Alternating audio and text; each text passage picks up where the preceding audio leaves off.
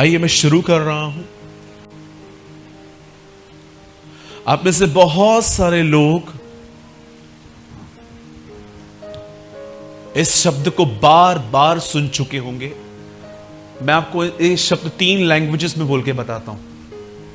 हिंदी में उद्धार, इंग्लिश में सैल्वेशन, उर्दू में नजात। हम बहुत लोगों को लगता है उद्धार एक्चुअली है क्या। हम कई बार कहते हैं उद्धार उद्धार। उद्धार इतनी बड़ी चीज है कि वो एक मीटिंग में कभी एक्सप्लेन ही नहीं किया जा सकता। उसके लिए बहुत समय चाहिए। और इस बात को भी याद रखिए, उद्धार 3 टर्म्स में आता है। एक, आपके जितने गुनाह आपने किए हैं आज तक उनका क्षमा पाना। सेकंड, शरीर के अंदर स्वभाव में से गुनाह निकलना। और थर्ड, जब यीशु आएगा तो आपको इस बदन में से निकाल के उठा ले जाएगा बादलों पर। इसे कहते हैं कंप्लीट सल्वेशन। पर सोचो, हम तो इसमें आ गए हैं। आप में से बहुत लोग हैं, बहुत क्या लगभग सभी लोग हैं जिनका एंटायर पास्ट क्रूस पे माफ किया गया है। इस समय भी डे बाय डे अब आपका जीवन परमेश्वर में बढ़ रहा है। और एक दिन जब वो बादलों पे आएगा तो आपको उठा के ले जाएगा। ये उद्धार है। लेकिन उनका क्या जिनके परिवारों में कोई विश्वासी नहीं है। मेरे खानदान में बहुत सारे लोग हैं जिनको मैंने 2 से 3 बार सुसमाचार बताया है। लेकिन कई बार वो मुझसे सवाल पूछते हैं। वो कहते हैं यीशु भी तो एक रास्ता है ना। जैसे हम मानते हैं किसी को, वो भी एक रास्ता है। आप जानते हैं ना, इस दुनिया का सबसे बड़ा झूठ है सब रास्ते एक हैं। It is the biggest lie on this planet के जो सबसे ज्यादा लोगों को हेल में लेके जा सकता है। आज बहुत सारे लोगों को लगता है सब रास्ते एक ही हैं, सब रास्ते वहां जाते हैं। मैं आपको कहना चाहता हूं, सावधान, सब एक हैं तो याद रखिए यीशु उस भीड़ में नहीं है। याद रखिएगा इस चीज को। अगर कोई कहता है ना सब एक हैं, तो मैं कहना चाहता हूं ओके, होंगे आपके लिए, लेकिन हमारा प्रभु वहां नहीं खड़ा है। यीशु ने नहीं कहा मार्ग सत्य जीवन मैं भी हूं, उसने कहा मार्ग सत्य जीवन मैं ही हूं। परमेश्वर ने नहीं कहा मैं भी हूं, उसने कहा मैं जो हूं सो हूं। I am that I am and he is a great I am। अब उनका क्या, जिनको आप कई बार, मेरे खानदान में बहुत सारे लोग हैं, जब उनके लाइफ में संकट आते हैं तो वो मुझसे प्रार्थना करवाते हैं। और जब प्रार्थना के बाद काम हो जाता है तो वो महिमा किसी और को देते हैं। हाँ, मैंने देखा है। कई बार तकलीफ में आते हैं तो बोलते हैं प्रेयर तो करो। और जब मैं प्रेयर करता हूं, परमेश्वर उनकी प्रभु हमारी दुआओं को सुनता है, उनके लाइफ में कुछ करता है, तो कहते हैं थैंक यू, लेकिन मैं जिसको मानता हूं उसने भी तो किया है ना मेरे लिए। मैं उनको बोलता हूं वेट कर, मैं सेकंड विपत्ति का वेट कर रहा हूं तेरी। आप जानते हैं, अगर आप एक ऐसे व्यक्ति हैं कि भैया मैं आ गया हूं पर मेरे परिवार में आज भी लोग कठोर हैं, नहीं मानते हैं।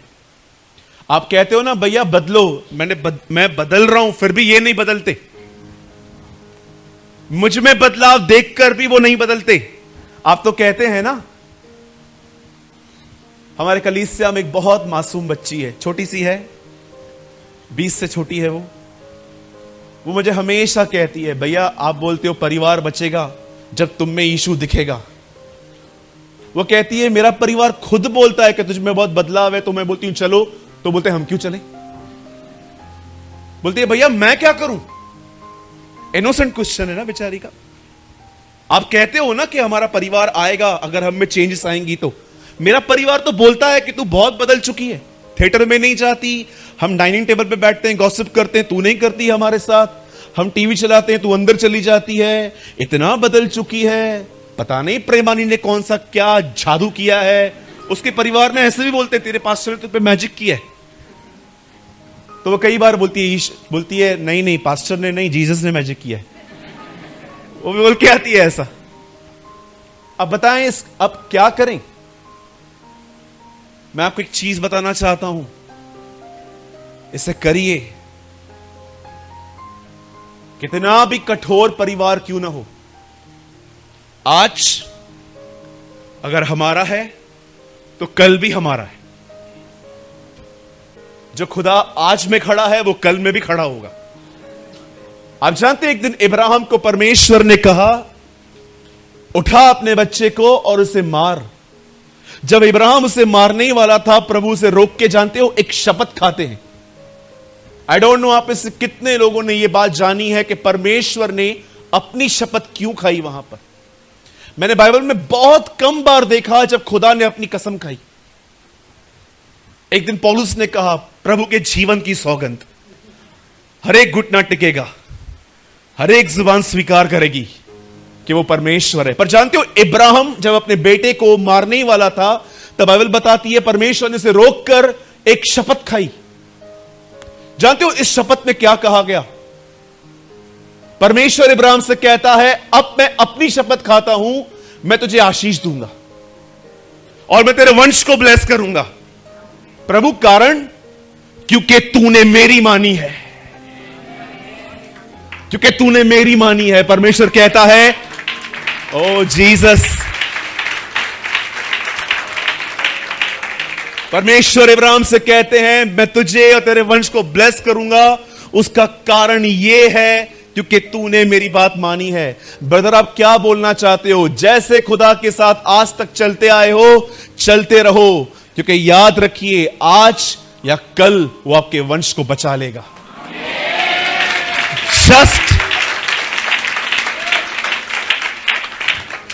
Just walk with God.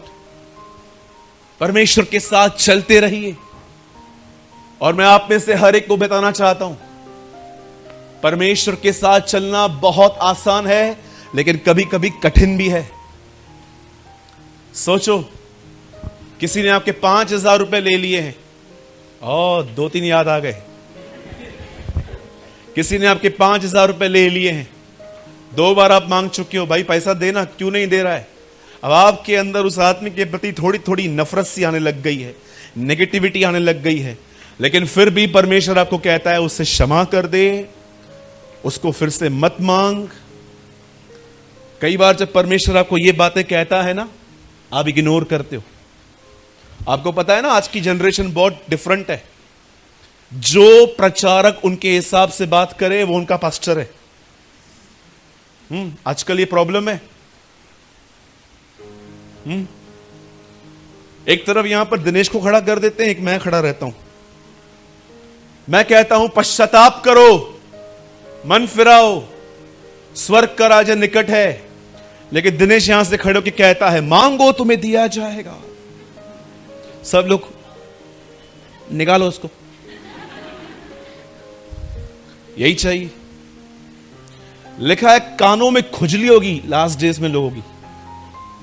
You know the Bible says, you know कभी कभी हम लोग पेपर का एक लकड़ी बना के अंदर डालते थे, कचरा निकालते थे।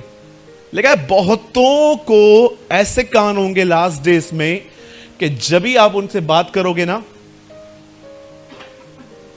क्या है, you know the Bible says last days में ऐसे क्रिश्चियंस आएंगे जो अपना पास्टर खुद चूज करेंगे।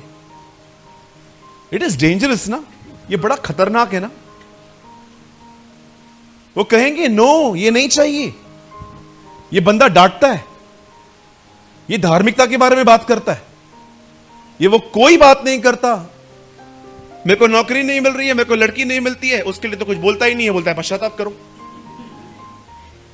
हाँ, हमारे कलीसिया में एक भाई ने ऐसे कहा था मुझे, बोला मुझे लड़की नहीं है, मुझे नौकरी नहीं है, और हर रविवार को एक ही बात सुनता हूं आपकी, पश्चाताप करो पश्चाताप करो पश्चाताप करो। अरे लड़की तो दो। मैंने कहा जैसे मेरे पॉकेट में पड़ी हुई है दे दूं।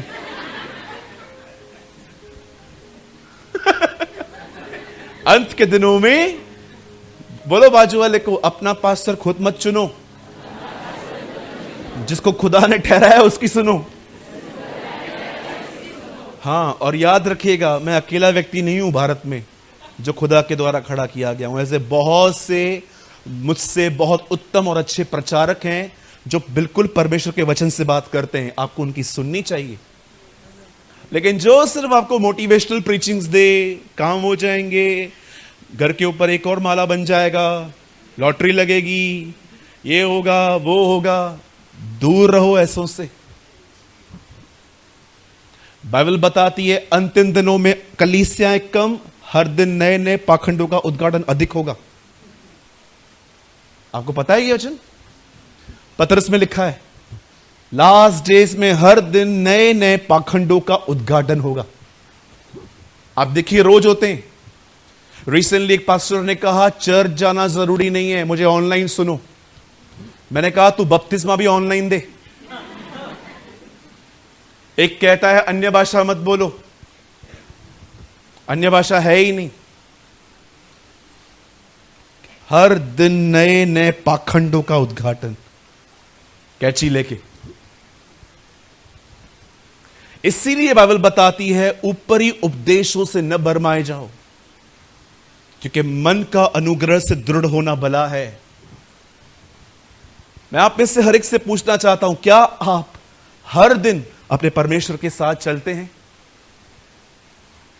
सोचो, क्या आपके अंदर डिजायर है कि मैं अपने जीवन के हर क्षेत्र में उसका पीछा करूं? आपको क्या लगता है, क्या प्रकाशित वाक्य 3:20 आपके लिए है? खोलिए मत। देख मैं दिल के द्वार पे आके खटखटाता हूं, और जो कोई द्वार खोलेगा मैं उसके भीतर आऊंगा। अब आप मुझे बताइए, आप में से बहुत सारे जो लोग हैं ये वचन बताते ही अविश्वासियों को हैं। नए नए लोग आते हैं, सिस्टर दरवाजा खोलो, प्रभु आएगा, आओ सरेंडर प्रेयर करते हैं। ऐ हमारे पिता, ऐ हमारे पिता, तू जो स्वर्ग में है, तू जो स्वर्ग में है, मैं पापी हूं, मैं पापी हूं। तो क्या ये वचन हम पे लागू नहीं है? हो सकता है कि आपने यीशु को अंदर ग्रहण किया है, लेकिन आपके जीवन के बहुत सारे क्षेत्र हैं जिनमें वो नॉक कर करके थक गया है। क्या मैं ये भी ठीक करूं? क्या मैं ये भी ठीक करूं? क्या मैं ये भी ठीक करूं? सोचो, अगर आप एक भाई हैं और आपकी दाढ़ी, आजकल दाढ़ियां कैसे हो रही हैं, बाल कैसे हो रहे हैं। कुछ कुछ लोगों के बाल देखो, आप इधर नहीं है, प्रभु का अनुग्रह है, आप कुछ लोगों के बाल देखोगे ना, मतलब ऐसा लगेगा कि डीमन घुसा है, दुष्ट आत्मा घुसी है इसके अंदर। हाँ चेतन भाई, इधर से बाल गुम, इधर से बाल गुम, बीच में जो है ना ग्रीन। मैं लास्ट टाइम नीचे उतरा, मुझे एक भाई मिला, मैं उसको देख के डर गया। बीच में ग्रीन बाल थे। मेरा मन कर रहा था मैं 2 मिनट उससे पूछूं, तेरे ऊपर रोड रोलर गुजर के गया था क्या? या कभी कभी आप देखिए, हम लड़के लोग दाढ़ी बढ़ाते हैं। भाई दाढ़ी बढ़ाना कोई प्रॉब्लम नहीं है, लेकिन तुझे दाढ़ी रखने से ज्यादा इस बात में तो मजा नहीं आता कि लोग मुझे देख रहे हैं, तो तू एक नंबर का ढोंगी है। क्या बोला आप? नहीं सुने बरोबर? फिर से बोलता हूं, तू एक नंबर का ढोंगी है। हां आजकल है, मैं उनके लिए बिल्कुल नहीं कह रहा जो ऐसे ही अपने लिए रखते हैं, लेकिन आजकल देखिए, अगर प्रभु यीशु मसीह को आप कहो कि प्रभु आप इस कमरे में भी आओ, खटखटा रहा है वो कि मैं कुछ तेरे को सलाह दूं उसके बारे में, बेटा सिंपल रहे, सोबर रहे, तो क्या आपने उसके लिए दरवाजा खोला है? कितनी बहनें हैं जो प्रभु के सामने इस दरवाजे को खोल के बैठी हैं, प्रभु जो ड्रेस आप बोलो मैं वही पहनूंगी। कितनी बहनें हैं जिन्होंने शॉर्ट्स जला के फेंक दिए, स्कर्ट्स जलाकर मतलब किसी और को भी नहीं दिए ये श्रापित कपड़े। पौलुस फिलिप्पुस एक जगह पे गया, उसने वहां पे प्रचार किया, लिखा है जादू टोना करने वालों की किताबें निकली जो 50,000 रुपए की थी। और मुझे लगता है फिलिप्पुस आज अगर बॉम्बे में आ जाए तो ढेर सारे शॉर्ट्स और स्कर्ट्स को जलाने की कोशिश करेगा कि इनको जलाओ पहले। Yes, this is true. आज लोग डिसीव हो रहे हैं। जिसका नाम आपने अपने सर पे लिखा है ना, उसका जीवन भी हृदय में लो। याद रखिए, रेवलेशन में लिखा है उनके सरों पे उनके पिता और उस मेमने का नाम लिखा हुआ है। ये आपको नहीं दिखता, लेकिन दुष्ट आत्माएं दिखती हैं, दुष्ट आत्माओं को दिखता है। कितनी बड़ी बात है ना, अय्यूब को नहीं पता है, लेकिन शैतान को पता है कि अय्यूब के घर के आसपास बाड़ा है। वो आके कहता है, अरे तू कहता है इसको मार, मैं मारूं कैसे, तू बाड़ा तो हटा। बहुत सारी चीजें आप नहीं देख पाते हो, लेकिन शैतान देख लेता है। वो जानता है कि आपके माथे पे क्या लिखा है। तो मैं आपसे पूछना चाहता हूं, जिसका नाम माथे पे लिखा है, क्या उसका जीवन हृदय में लिया है आपने? बोलिए। परमेश्वर के साथ चलिए। परमेश्वर ने इब्राहिम की आज्ञा पालन देखकर उसे कहा, निश्चय तू और तेरा वंश। आपको रेफरेंस चाहिए? आइए मेरे साथ खोलिए, बाइबल खोलिए, उसके बाद मैं आपके साथ वचन बांटूंगा।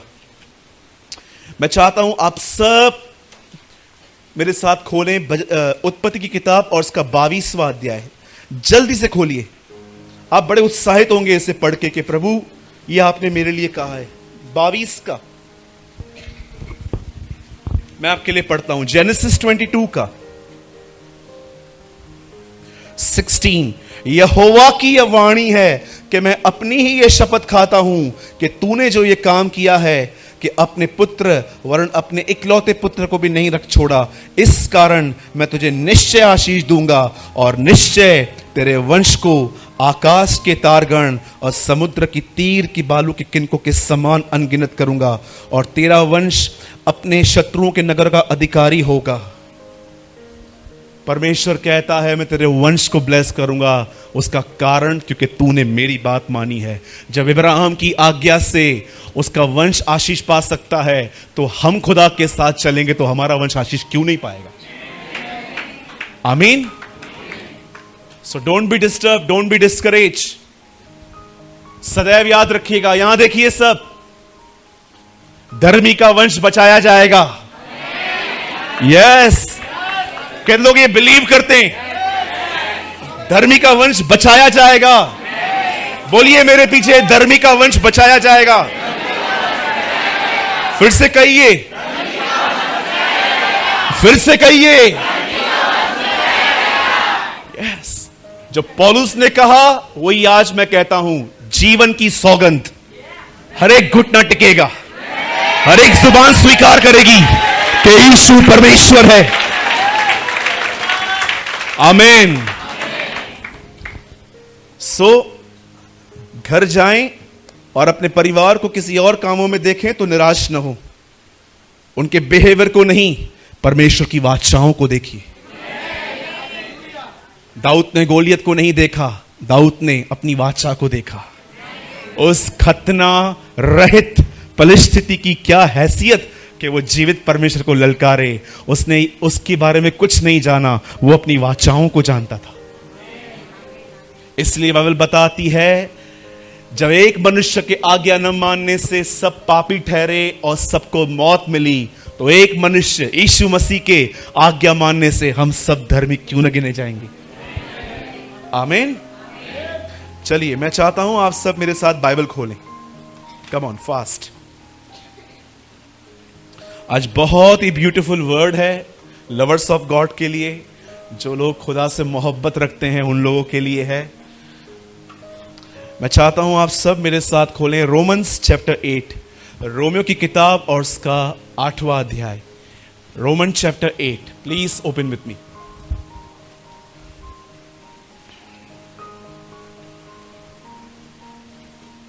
Oh, thank you, Jesus. Thank you. Worship you, Lord. Praise you, Lord. Praise you. Exalt your name. सबने खोल लिया? चलिए, मैं आपके लिए पढ़ता हूं a well famous word 28। यहां लिखा है, हम जानते हैं। क्या जानते हैं पौल आप? कि जो लोग परमेश्वर से प्रेम रखते हैं उनके लिए, ये लिखिए, उनके, जो यहां लिखा है ना उनके, वहां टिक करो ऐसे कुछ, उनके लिए उनके लिए सब बातें मिलकर भलाई को उत्पन्न करती हैं। ओके, टिक कर लीजिए। फिर मैं चाहता हूं अब आप सब स्ट्रेट बैठिए और सामने देखिए।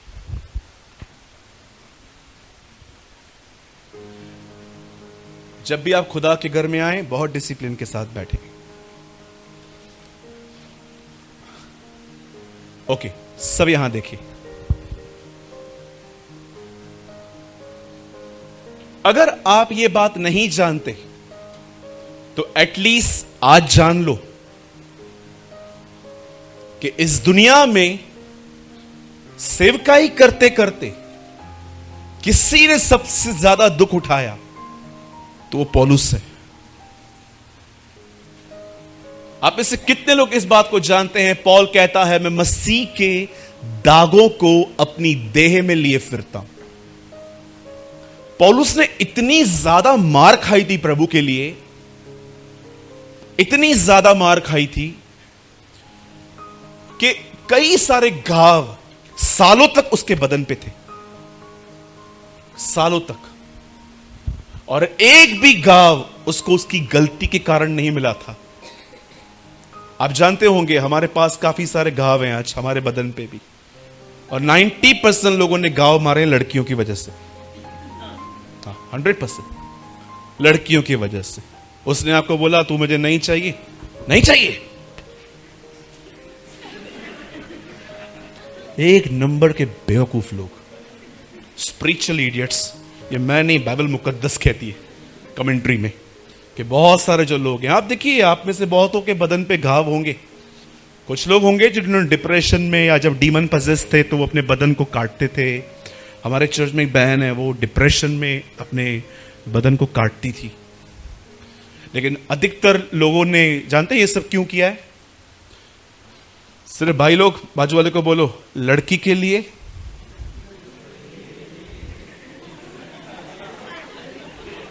खाली भाई लोग बोलो। आप क्यों बोल रहे हो? खाली भाई लोग बोलिए। अपने बाजू वाले को देखिए, अभी उनको क्या बोल रहे हो, वो क्या करेंगे? वो बेचारा 80 साल का व्यक्ति वो बोल रहे हैं लड़की के लिए। बोलेगा लड़की मुझे मिलेगी कैसे अभी? काका आप बहुत प्यारे हैं, खुदा आपको बड़ी बरकत दे। आमीन।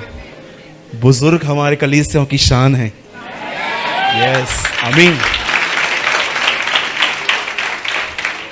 ओके, सुनिए भाइयों, कभी भी ये काम लड़कियों के लिए न करना, ठीक है? पक्का? हाँ, उन घावों को देखो जो उसने आपके लिए खाए।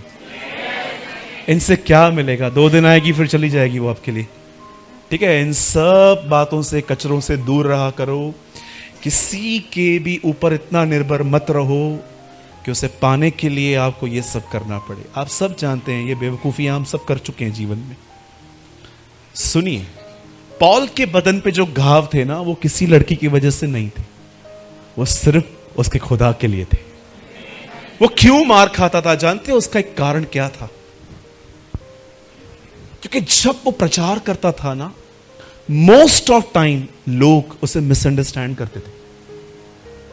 लोग कहते थे कि ये हमारी प्रथाओं के खिलाफ बात करता है। आज भी मैं आपके साथ उसका एक ऐसा इंसिडेंट शेयर करूंगा जिसमें वो कंप्लीटली निर्दोष था, पर पता नहीं क्यों जो उसके साथ हो रहा था वो होने दे रहा था। अमेजिंग पर्सन है ये।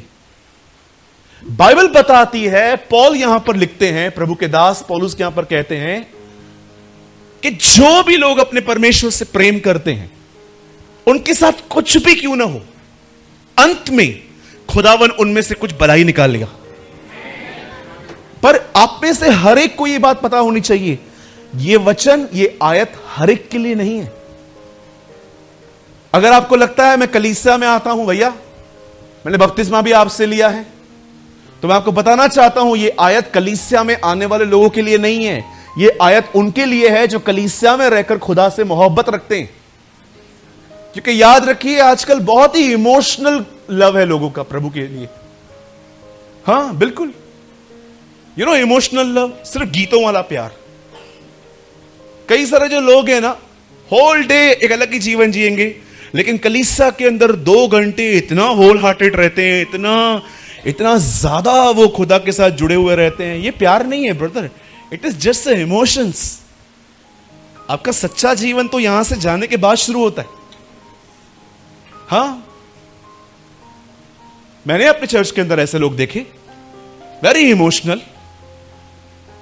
जब वर्शिप चलेगी रो पड़ेंगे, जब वर्शिप चलेगी हाथ उठा के गीत गाएंगे। परमेश्वर इसे गलत भी नहीं कहता। पुराने नियम में प्राणों से भी आराधना होती थी, हम इसे गलत नहीं कह रहे, लेकिन आपको नहीं लगता कि जीवन इसमें सीमित हो चुका है? बहुतों का जीवन इसमें सीमित हो चुका है। आपको क्या लगता है परमेश्वर से प्रेम करना क्या होता है? आइए मैं आपको बताता हूं।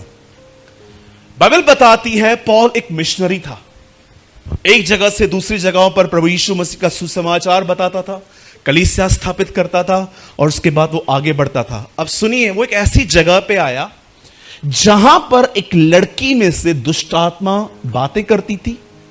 और जानते हो ये लड़की का बॉस था ना, जो उसके लिए वो कमाती थी। और जानते हो काम क्या करती थी?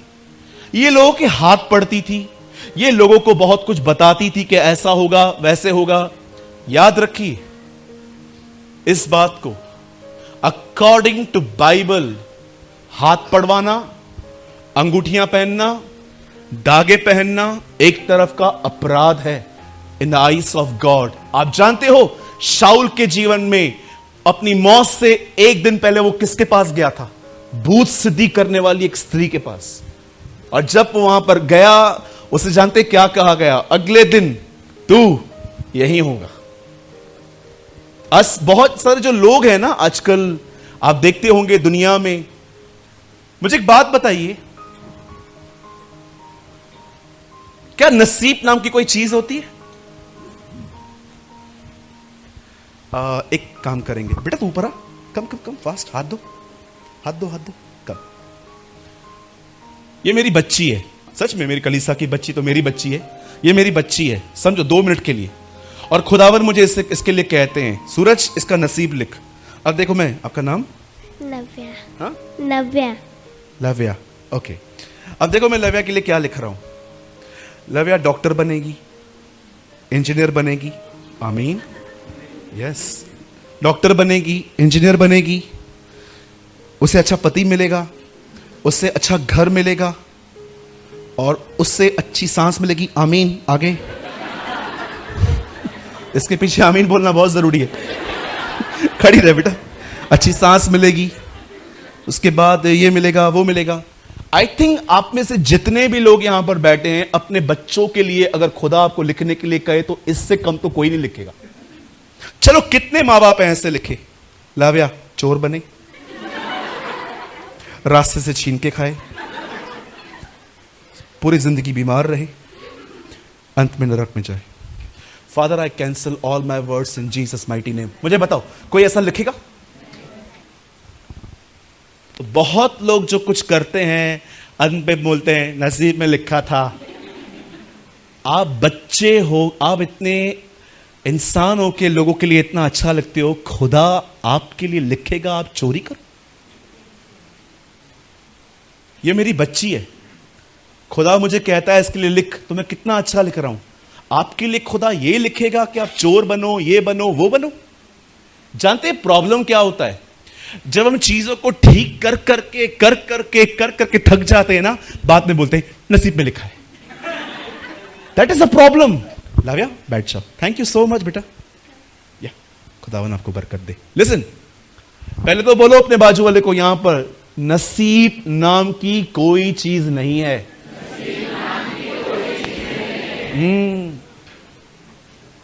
एक को देखते हैं इसका बिजनेस बहुत बढ़ता है, एक को बोलते हैं बहुत कम है, तो जानते हैं क्या लिखते हैं? क्या नसीब लेकर आया ना यार, क्या इसका तो देख, नसीब तो देख चूरन में चाट गया था। कुछ लोगों के लिए हम ऐसे बोलते हैं, इसका नसीब देख। बाइबल नसीब को रिजेक्ट करती है। बाइबल बताती है अगर तू किसी को देखे जो मेहनत करे तो उससे कह दे वो आने वाले दिनों में राजाओं के साथ बैठेगा। बाइबल यह भी कहती है कंगाल को बोल तेरा कंगालपन डाकू के नाई, सॉरी सुस्त को बोल कि तेरा कंगाल डाकू के नाई आ रहा है। बाइबल बताती है मेहनत करो, खुदा के साथ चलो, वो तुम्हें उठाएगा। यस अगर आपको लगता है मैं प्रभु का फेवरेट हूं, मुझे इंटरव्यू के लिए जाना ही नहीं है, नौकरी चल चल के मेरे पास आएगी, तू बैठा रहे, बैठा रहे। लेकिन बाइबल तो कहती है जो कमाए नहीं वो खाने भी ना पाए। Read it. आप जानते हो एस्ट्रोलॉजी आजकल जो लोग करते हैं, हाथ पढ़वाना, और क्रिश्चियंस में से भी कुछ कुछ वहम नहीं निकले हैं अभी भी। पुराने दिनों में हाथ पढ़वाते थे, इन दिनों में कहते हैं सर पे हाथ रखो, प्रभु मेरे लिए कुछ कह रहा है क्या। Same old mentality. खुदा बदला है, मन नहीं। Yes there are so many. You know the Bible says जब उस लड़की में से, जो लड़की थी उसके अंदर एक दुष्ट आत्मा थी जो लोगों को भविष्य बताती थी, झूठा भविष्य। याद रखिए अगर आप किसी को भी अपना हाथ पैर घर लेके आते हो, जो वो कहते हैं, अगर आपने उनकी बातों पे बिलीव किया वो आपके साथ होगा, क्योंकि ये लॉ है। यीशु ने कहा जैसा जिसका विश्वास है वैसा उसके लिए होता है। इसलिए अय्यूब कहता है जिस बात से मैं डरता हूं वही मेरे करीब आती है। उन्होंने तो आपको ऐसे ही बोल दिया, लेकिन आपका ईमान था मेरे साथ होगा। एक आदमी का विश्वास था, अगर वो यहां से कह दे, बहन अभी वहीं बैठ जाइए, आप वहीं बैठ जाइए। बाइबल बताती है यीशु ने एक जगह पे कहा, एक आदमी ने कहा तू यहां से कह मेरा सेवक वहां चंगा होगा, और उसके लिए वैसा ही हुआ। आप सोचो अपने माइंड को रिन्यू करना कितना जरूरी है, क्योंकि वचन कहता है जैसे तुम्हारे ख्याल हैं, जैसे तुम्हारा कन्फेशन है, वैसा ही तुम्हारे लिए हो जाता है। यू नो बाइबल बताती है जब पॉल को उसने देखा तो उसने पॉल को क्या कहा, हे ये देखो ये परमेश्वर के लोग हैं। पौलुस बहुत दिन तक उसे देखता रहा। अंत में पौलुस को बड़ा दुख हुआ कि परमेश्वर की एक बच्ची को दुष्ट आत्मा ऐसे यूज कर रही है। तब उसने खड़े होकर कहा in the name of Jesus I cast you, come out. और जैसे पॉल ने उसके लिए ऐसा कहा, लड़की में से दुष्ट आत्मा निकल गई, लड़की नॉर्मल हो गई। लेकिन उसके बॉस को इसका बड़ा दुख हुआ क्योंकि कमाई आना बंद हो गई। तब उनके बॉस ने पॉल और सिलास को पकड़वाया, और बाइबल बताती है उन्हें चौक पे उनके कपड़े उतारे गए और उन्हें बेटे मारी गई। और बेटे मारने के बाद वचन लिखा है कि उनको वो जेल में डाल दिया, अंदर की कोठरी में। लेकिन मैं आप में से हर एक को बताना चाहता हूं, सुनिए, जब आधी रात हुई, जब हम बहुत अच्छे से सोए हुए रहते हैं, बाइबल बताती है पॉल और सिलास आधी रात को उस कोठरी में प्रभु की आराधना कर रहे थे और दुआएं कर रहे थे। वो दुआओं के गीत गा रहे थे। मैं आपको बताना चाहता हूं, ऐसे मत समझिए मैं किसी को नीचे कर रहा हूं, क्योंकि हमें इसकी बड़ी जरूरत पड़ती है। लेकिन मैं आपको बताना चाहता हूं पॉल के पास कोई इंस्ट्रूमेंट नहीं था। यू नो, आप बिलीव करेंगे, प्रभु मेरा गवाह है, मेरे कलीसिया के भाइयों को इससे कोई फर्क ही नहीं पड़ता है। वो कहते हैं कोई बात नहीं ब्रदर, हम ऐसे ही गाएंगे। यस, मैंने देखा है इन लोगों को, ऑसम लोग हैं ये लोग। मैं कभी कभी सोचता हूं पॉल आपके पास क्या था जो आप आराधना कर रहे थे। मुझे ऐसा लगता है पॉल ऐसे कर रहा था, उसके हाथ में जंजीर थी, हे यीशु नाम की जय जय हो, यीशु नाम की जय जय हो, उसके मार खाने से मैं चंगा हुआ, यीशु नाम की जय। उनके जंजीरें ही उनका इंस्ट्रूमेंट होंगी। वो बजा रहे थे, बस गाते जा रहे थे, शालोम वगैरह जो भी उनके हृदय में आता होगा, खुदा की परस्तिश करते जा रहे थे। अचानक बाइबल बताती है भूकंप आया। और मैं आप में से हर एक को बताना चाहता हूं, बाइबल ये रिकॉर्ड देती है, ये भूकंप उस शहर में कहीं पर नहीं आया सिवाय जेल के। डू यू नो, बाइबल बताती है ये जेल में ही भूकंप आया। ये भूकंप और कहीं रिकॉर्ड नहीं किया गया। मैं आपको बताना चाहता हूं मेरे भाइयों, मेरी बहनों, ये भूकंप नहीं है। This is anointing. ये अभिषेक है। ये वही अभिषेक है जब दाऊद गोलियत से लड़ने गया था तब वो उसके ऊपर आया था। ये वही अभिषेक है जब इब्राहिम अबीमेलेक के परिवार के लिए दुआ कर रहा था तब वो उसके परिवार पे आया और सारी स्त्रियों का गर्भ खुल गया था। ये वही अभिषेक है जिसने यरीहो की दीवारों को, जब वो कह रहे थे प्रभु की करुणा सदा की है, वो अभिषेक दीवारों को टच हुआ था। ये वही अभिषेक है जिसने प्रभु यीशु मसीह को मुर्दों में से जिलाया था। और मैं आपको बताना चाहता हूं ये वही अभिषेक है कि जब 22 उत्पत्ति में जब इब्राहिम उसे मारने जा रहा था, वो जानता था अभिषेक जिला सकता है। बाइबल ऐसा बताती है वो आराधना कर रहे थे, आराधना कर रहे थे, आराधना कर रहे थे। अचानक वहां पर भूकंप आया और जानते हो हुआ क्या? जितने भी लोग वहां पर थे वे सब आजाद हो गए। एक ऐसे थे वहां पर जो आराधना कर रहे थे, एक ऐसे थे वहां पर जो आराधना सुन रहे थे। आपको पता है सुनने वालों के कारण जो सुन रहे थे, जो गा रहे थे, गाने वालों के साथ जो सुन रहे थे वो भी आजाद हुए। सुनिए, उसके बाद पॉल जब उसने देखा कि ये सब निकल चुका है, सब ठीक हो चुका है, अमेजिंग थिंग देखो, पॉल ने वहां से भागने की कोई कोशिश नहीं की। दिस इज अमेजिंग ना। आप सोचो अगर आप जेल में हो और आपको दरवाजा खुला हो, अपन क्या करेंगे? बैठे रहेंगे? बाइबल बताती है वो आजाद हुए लेकिन वो भागे नहीं। क्यों?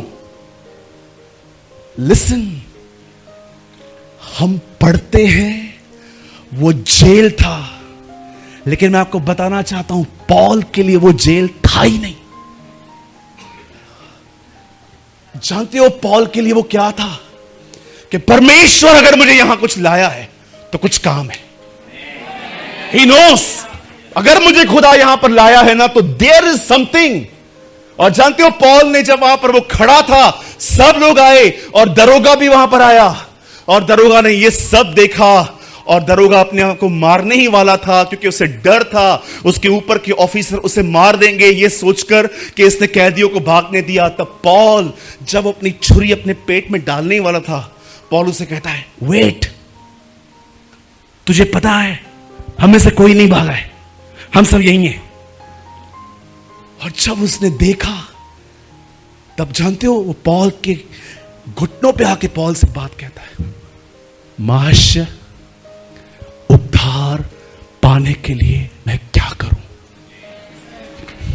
Wait wait wait wait wait wait wait, मैं आपसे पूछना चाहता हूं, क्या आपके जीवन भर किसी ने, आपको हजारों ने कहा होगा मेरे लिए दुआ कर मेरी शादी टूट रही है, मेरे लिए दुआ कर मेरी एंगेजमेंट टूट गई है, मेरे लिए दुआ कर मुझे पैसे नहीं है, मुझे जॉब नहीं है, ये नहीं है, वो नहीं है? किसी ने आपको आज तक ये कहा है? बहन, ये जो जीवन आपने पाया है, जो उद्धार, बहन मैं आपको जानती हूं, आप लड़कों के साथ घूमते थे, आप रिस्पेक्ट नहीं करते थे आपके पेरेंट्स की, हम जानते हैं बहन, आपको आपका नाम बड़ा स्पॉइल था, लेकिन आप आज कितने बदल चुके हो। बहन, इस जीवन को पाने के लिए हम क्या करें?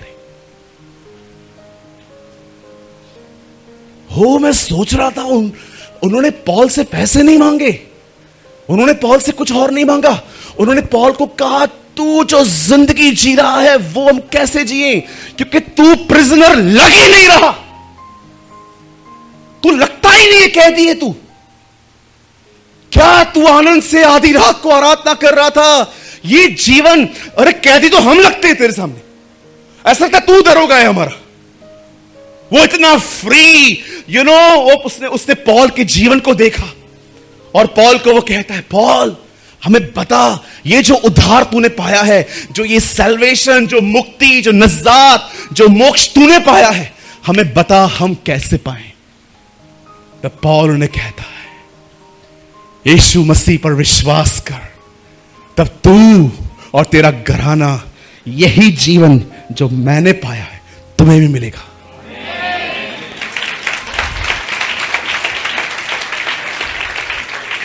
सुनिए, ये सब होने के बाद जानते हो रात को लोग आते हैं पॉल के पास और कहते हैं तुम लोग जाओ इधर से अभी। जानते हो पॉल क्या कहता है? कौन लेके आया था मुझे इधर? अब पॉलस विक्टिम कार्ड खेल रहा है। Now listen this great man of God, अब ये विक्टिम कार्ड खेल रहा है। अब पॉल को लोग आके कहते हैं तू इधर से निकल। पॉल कहता है जिसने अरेस्ट किया था उसे भेजो। क्यों? मैं रोमी हूं। पॉल, जब लोग आपको मार रहे थे तब आपने क्यों नहीं खोला? क्योंकि पॉल जानता था परमेश्वर मुझे कहां ले जाएगा। वो जानता था जेल में कलीसिया बनानी है। उसके बाद पॉल उनको कहता है मैं रोमी हूं। लिखा है वे डर गए। एक अमेरिकन को आप यहां पर मार के दिखाओ इंडिया में, आपकी हालत खराब कर सकते हैं वो लोग, क्योंकि आपने दूसरे सिटीजन को हाथ उठाया है। इसलिए आप देखिए इन दिनों में जो लोग वहां के सिटीजन्स होते हैं, जब वो यहां पर आते हैं, आपने देखा होगा एक खतरनाक इकोनॉमी नीचे आ जाती है जब फॉरेनर्स मरते हैं। आपने देखा होगा 26/11 में जब मुंबई में हमला हुआ तो अधिकतर उन्हीं प्लेसेस को टारगेट बनाया गया जहां पर अब्रॉड से लोग आते, क्योंकि वो जानते थे अगर इन जगहों पर अटैक किया और फॉरेनर्स मरेंगे, इनका इकोनॉमी नीचे आएगा, इनका नीचे आ जाएगा। लोग ट्रैवल करने के लिए आएंगे ही नहीं, क्योंकि उनको लगेगा भारत सेफ नहीं है। पौलुस से सारी मार खाई, कलीसिया बनाई। Now he open his victim card. काय को मारा? अब मैं तुमको बताता हूं मैं कौन हूं। उन्होंने हाथ पैर जोड़े, अरे तू जा इधर से। मैं आपसे पूछना चाहता हूं यहां पर जितने भी लोग, पौलुस को क्यों फर्क नहीं पड़ा मार से, बेतों से? आप जानते हो पौलुस का एक माइंड सेट था जो आज तक बहुत लोग नहीं कर पाए। हमारा माइंड है ना बहुत जगहों पे बटा हुआ है, लेकिन पौलुस का एक माइंड सेट था। उसने अपने जीवन में परमेश्वर से हर हालातों में प्रेम करना सीखा था। याद रखिए, पॉल वैसा नहीं था जिसको सिचुएशंस घेर लें और उसके मन को दबा दें। आप जानते हो ये हमारे साथ होता है। ये मेरे साथ रोज होता है। मेरे हालात मुझे घेर देते हैं, मेरे मन को दबा देते हैं, और मन दबने के पास आवाज भी दब जाती है। कभी कभी आप देखो हम इनकरेज होते हैं, कोई बोलता है जय मसीह, अरे जय मसीह कैसा है तू? लेकिन कभी कभी हमसे कोई बोलता है और brother praise the Lord, praise the Lord. क्या हुआ ब्रदर, कौन मर गया? कोई नहीं, मैं मरा है। हाँ, सिचुएशंस हमारे मन को दबा देती हैं, और जब मन दब जाता है तो जुबान दब जाती है, ऑर्गन्स दब जाते हैं, हमारी जिंदगियां ढीली पड़ने लगती है। पॉल के लिए ऐसा नहीं था। बंद करने से पहले एक चीज पूछना चाहता हूं, अगर आप उस जेल में होते, आप आधी रात को क्या करते?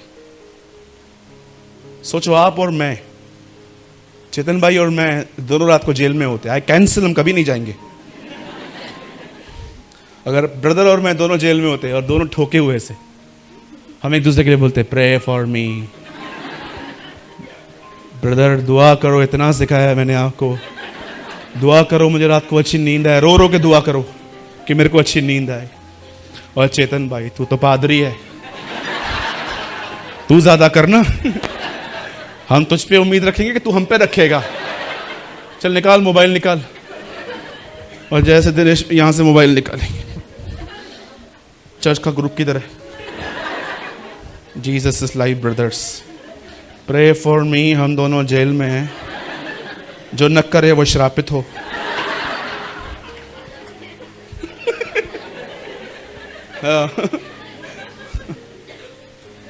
हम तो करते ही ऐसा ब्रदर, सच है ना यार, हम ऐसा ही करते। लेकिन वो ऐसे नहीं थे। वो आधी रात को उसकी आराधना कर रहे थे। वो उसकी आराधना, अरे याद रखिए, वो छुटकारे के लिए आराधना नहीं कर रहे थे। अगर छुटकारे के लिए आराधना करते तो जेल की जंजीरें टूटने पर भाग जाते। वो उसके लिए आराधना नहीं करते। They are just loving Jesus. वो सिर्फ उससे प्यार कर रहे थे, उसे लिपट रहे थे, उसे चूम रहे थे, उसके पाँव को धो रहे थे, वो उससे प्यार कर रहे थे, प्यार कर रहे थे, प्यार कर रहे थे। और वचन कहता है जो प्यार करते हैं उनके लिए सारी बातें भलाई लेकर आती है।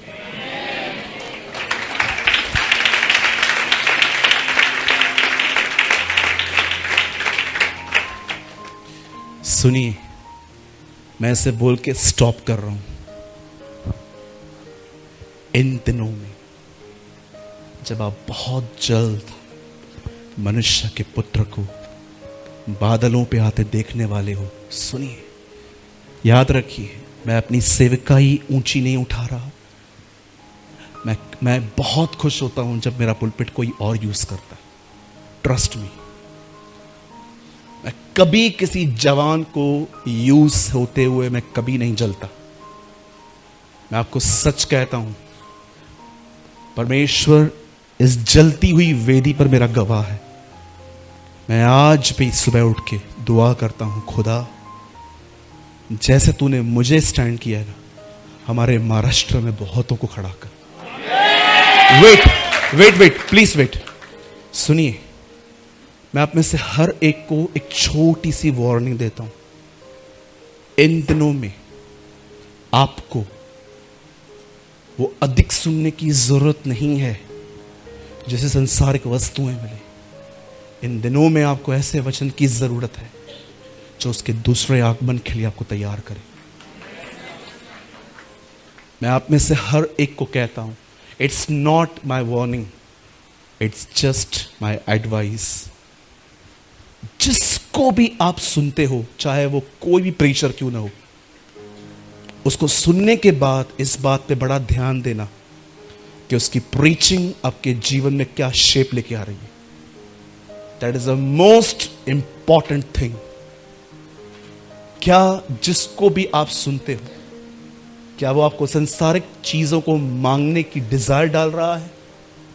क्योंकि आजकल प्रोफेसीज जानते हैं क्या है। लोखंड वाला में जगह मिलने वाली है, कार मिलने वाली है, बिजनेस बढ़ने वाला है। सावधान हो जाइए। बाइबल बताती है कहने वाले से मुंह न मोड़ो, क्योंकि जब वो पृथ्वी की चेतावनियों से न बच सके तो तुम उससे कैसे बचोगे जो स्वर्ग से उतरा है। पुरानी नियम की चेतावनी मूसा लेके आया, लेकिन दूसरी चेतावनियां वो लेकर आया जिससे चेतावनियां खुद लिखी, प्रभु यीशु मसीह।